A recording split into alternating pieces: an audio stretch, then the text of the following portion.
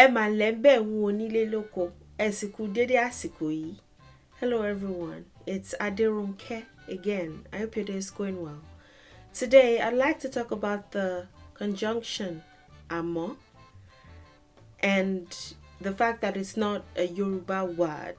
Amo is often used as but, which is what it is in the original language that it's from, and would be otherwise correct, but amo is not a Yoruba word. Amo is from ama. So this is what happened in the 1700s slash 1800s. We started to use it because of our Hausa Fulani connections. We started to interact with them a lot, mainly because of trade and religion, Islam and trade.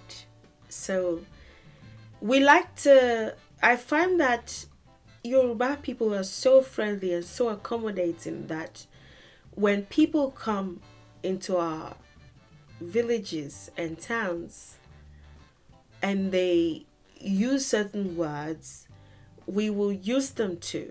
It happened with the Portuguese, with the English, with the Hausa, with the Fulani or Fula, and I think quite a bit of other cultures or tribes, ethnic groups like that. So we do that a lot. And there's always this likelihood that we would use those words more within the next few decades or centuries, so much so that we will start to neglect our own original words. So I find that it's just something we do when we start to interact with a particular ethnic group. We start to, religion or whatever aside, sometimes we start to use their words, a lot. So ama is Hausa Fulani. Now I don't know which one is it because people who identify as Hausa use it. People who identify as Fulani use it. I have a Quora quote post that I'm going to read from that sort of explains what that's about, what the connections are about. But it's from ama, and then we started to say ama as well, but we would write it like this, and then because of dialects, some people were saying ama, so ama sort of stock has been what we've been saying for the past couple of decades, ama, but it's not a Yoruba word. This is the Hausa Fulani connection explained in this post. Somebody asked, why are the Hausa and the Fulani, unlike other ethnic groups in Nigeria, very often lumped together as Hausa Fulani? Aren't they quite different from each other? And Usaini Magaji said, of course they are different. The Hausas are mostly merchants and traders and farmers, while majority of the Fulanis are nomadic herders, which is true. But for these two to come together, there are some unifying factors.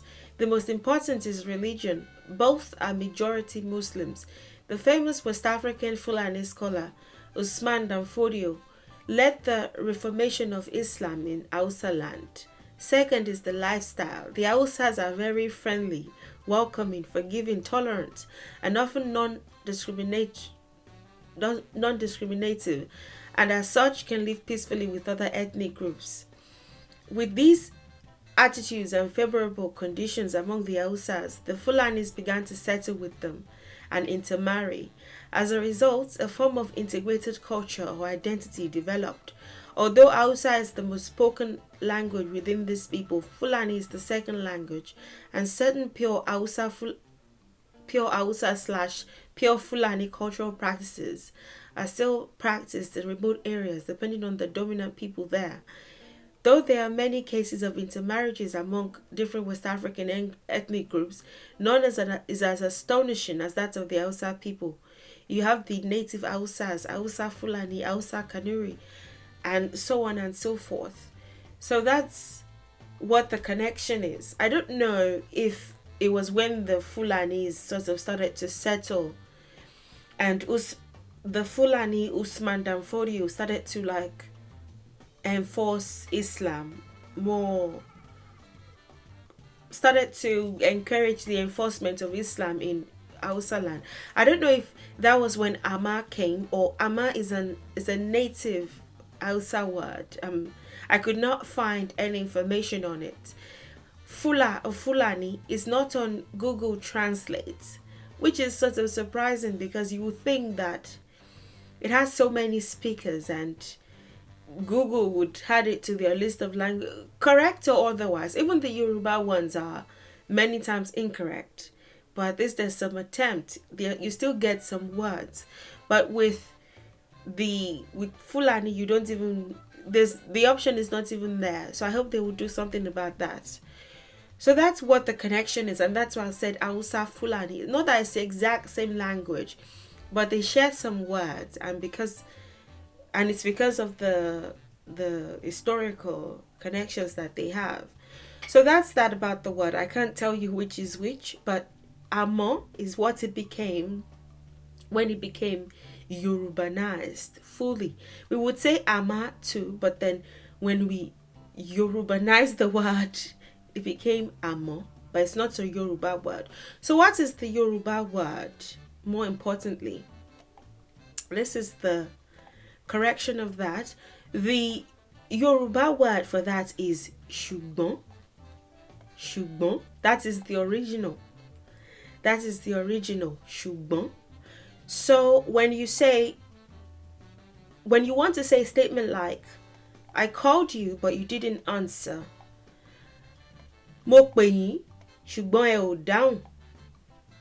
When you want to say that, the ṣùgbọ́n ẹ ò dáhùn would be the correct way to say it, rather than mo pè yín àmọ́ ẹ ò dáhùn.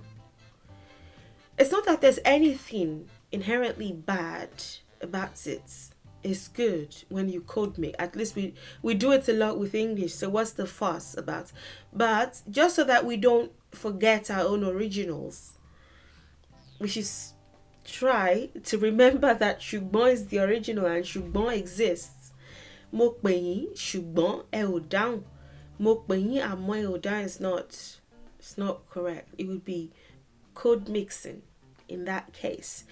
Yín is the plural you, and I'm just using this opportunity to say that I really want to address it.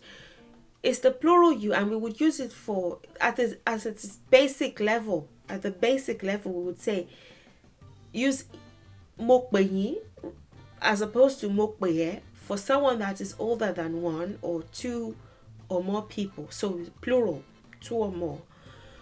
But when you're using it to address one person, and this would be irrespective of their ages, the two or more, for that one person that is older than you thing, it's not always the case. It's not always the case. They could be younger than you in certain respects, and they don't have to even be a king or be something, be a monarch or a chief or anything. Not necessarily. They might just be nobody, and in certain cases, people who are older will still use this plural, this respect pronouns for people who, for one person that is younger. So it's, the more you get familiar with the language and the culture, the more you would realize that it's not really based on respect. It's based on respect, it's not really based on age. It's based on, sometimes you go to the villages and you see all these really old women, 70, 80-year-old women, they will say Iyami, my mother, Baba mi, and they would be referring to you that you're just like 12 or something, Olowo Rimi, and you're like, I thought this thing was strictly by age, but it's not really what it is. So I'm going to address it separately. It's a little bit more interesting than, it's age based. But yeah, when you, so this is the one that you will scratch out, the amo. It's fine if you say it, but say it with the consciousness that amo is the non-Yoruba word. Mo pè yín, ṣùgbọ́n ẹ ò dáhùn. Mo is I, pè is call, yín is you, ṣùgbọ́n is but, ẹ is you, o did not, dáhùn, answer, dáhùn, to create a voice in response, to answer. Anyway, if you're looking for that one word, I called you, but you didn't answer. Mo pè yín, ṣùgbọ́n ẹ ò dáhùn.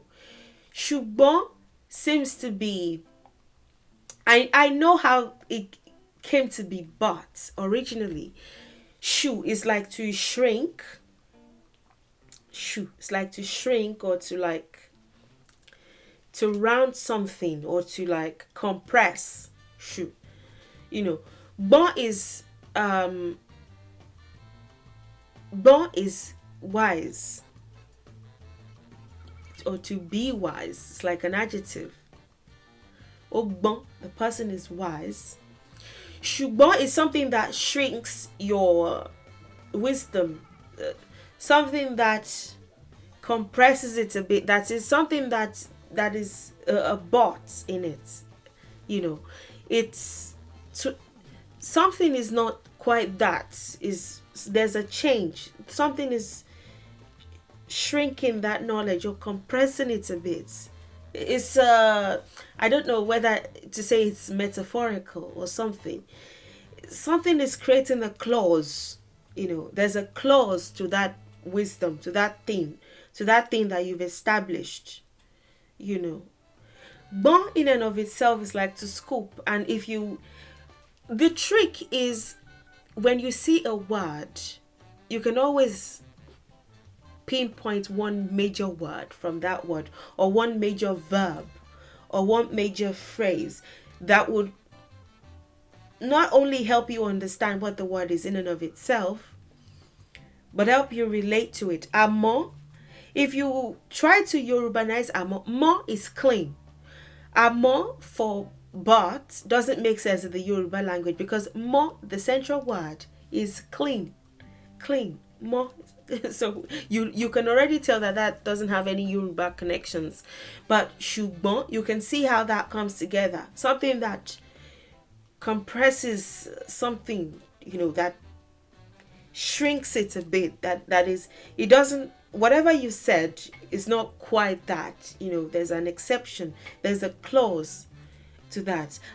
I know what it is in my head, but I don't really know how to explain it. But just take what I've said with a grain of salt. You know, something that shrinks that knowledge. It's not quite that. There's a clause involved. So that's that. If you have any questions, please don't hesitate to ask. I will do more words like this that are not Yoruba as time goes on. I'll try to do a decent number just so that we can realize. Anyway, I say amo too, but with the consciousness that it's not really, that doesn't have Yoruba origins. You know. Thank you for watching. Thank you for your support. Thank you to my patrons and my YouTube members. And feel free to join those platforms if you would like. And I'll see you in the next video. Enjoy the rest of your day and bye for now.